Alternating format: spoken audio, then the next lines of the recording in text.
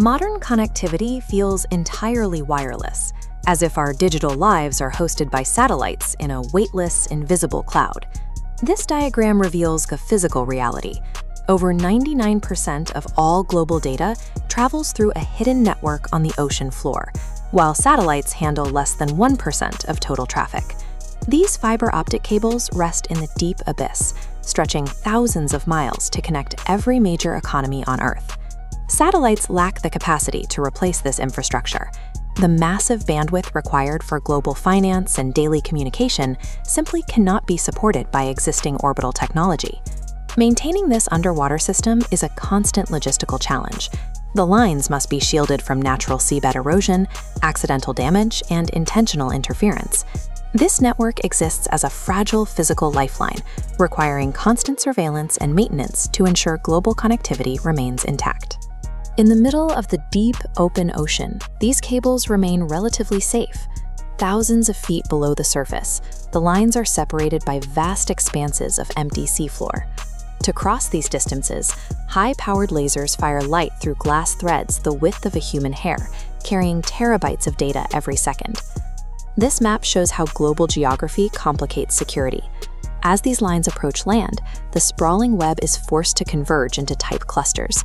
These are chokepoints, narrow maritime passages like the Red Sea, where dozens of critical cables are packed into a single, restricted corridor. Earth's geography dictates the path of these cables.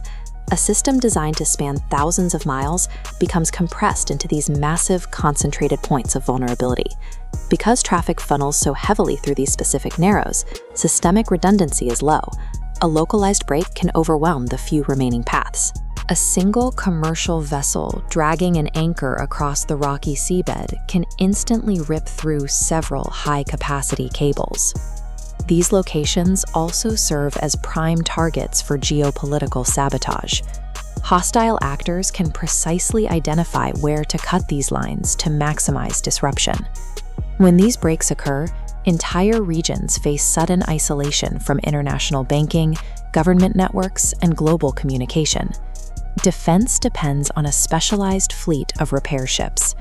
These vessels remain on standby, ready to retrieve broken ends from the seafloor and manually splice the fibers back together.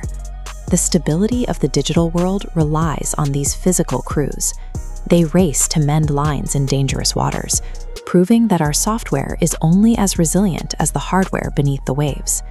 The vulnerability follows the cables out of the deep ocean and extends all the way to the shoreline. Coastal landing zones are the most exposed points in the system. The network emerges from the water and feeds directly into land-based facilities. We often view physical security and digital defense as two separate disciplines. Here, that distinction disappears. Protecting these landing points requires traditional, on-the-ground security. A digital firewall is irrelevant if a physical attacker can reach the station or the cable on the beach. Maintaining the flow of global data depends on this combination of physical perimeters and cybersecurity. Both must function perfectly to prevent a regional blackout. Every international email or bank transaction follows a tangible journey through the dark, high-pressure depths of the ocean. These pulses of light travel along a physical highway defined by geography. Protecting this network requires a focus on the physical defense of our deepest waters and narrowest shores.